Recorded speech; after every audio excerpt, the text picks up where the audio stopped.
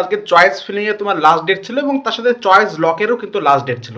তো অনেকের মনে এখন প্রশ্ন হচ্ছে যে দাদা চয়েস লক যদি আমার না করা হয় তাহলে কি কোনো অসুবিধা হবে? দেখো তুমি যদি চয়েস লক নাও করো তাও কোনো অসুবিধা নেই, তার কারণ অটোমেটিকলি তোমাদের যে চয়েস ফিলিং তুমি করেছো তার উপর কিন্তু লক লেগে যাবে। তবে তাও আমি প্রত্যেককে একবার বলবো তোমাদের চয়েস ফিলিংটা একদম শেষবারের মতো একবার দেখে আসো।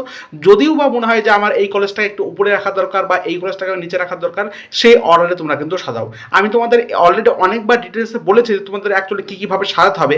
তো তোমরা যদি মনে হয় যে আমরা ঠিকঠাক সাজিয়েছি তাহলে তোমরা চয়েস লক করতে পারো, আর যদি না মনে হয় তাহলে চয়েস লক না করলেও কোনো অসুবিধা নেই, তোমাদের অটোমেটিক চয়েস লক হয়ে যাবে। সে অনেকের ক্ষেত্রে মেল আসতেও পারে, মেসেজ আসতেও পারে, আবার অনেকের ক্ষেত্রে না আসতেও পারে।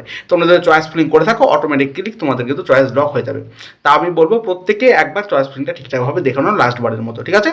আর এএনএম জেনেও পরবর্তী ক্ষেত্রে কিছুদিন পর চয়েস লক হয়ে যাবে এবং পরবর্তী ক্ষেত্রে কাউন্সিলিং এর সমস্ত কিছু কোন রাউন্ডে কত কি যাচ্ছে, এবং আমি তো তোমাদের অলরেডি এই ভিডিওতে বলেছি কি কি ডকুমেন্টস লাগবে, তোমরা একবার চেক করতে পারো যে A1 লাগবে কি A2 লাগবে না, বা কোনটা আমি বের করবো, মেডিকেল সার্টিফিকেট কখন লাগবে, কিভাবে বানাবো, ডিটেলস আমি তোমাদের ভিডিওটা করে দিচ্ছি, তোমরা সেখান থেকে একটু চেক আউট করে নিতে পারো। আমি এই ভিডিওর শর্টের ভিডিওর নিচে যে ত্রিকোণা দেখতে পাচ্ছ এখানে আমি এই ভিডিওটা অ্যাটাচ করে দিচ্ছি, সেখান থেকে তোমরা দেখে আসতে পারো, ঠিক আছে?